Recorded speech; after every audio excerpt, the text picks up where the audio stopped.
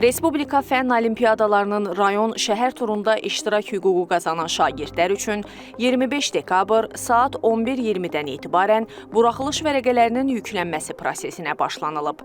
Buraxılış vərəqəsini əldə etməkdə çətinlik çəkən şagirdlərdən təhsil aldıqları ümumi təhsil müəssisəsinə və ya müvafiq yerli təhsil idarəetmə orqanlarına müraciət etmələri xahiş olunur. Respublika fənn olimpiadalarının rayon şəhər turunun informatika fənni üzrə 10-11 yanvar, digər fənlər üzrə isə 18 yanvar tarixlərində keçirilməsi nəzərdə tutulur.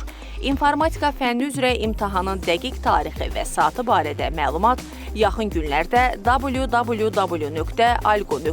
platformasında şəxsi kabinetlərdə yerləşdiriləcək.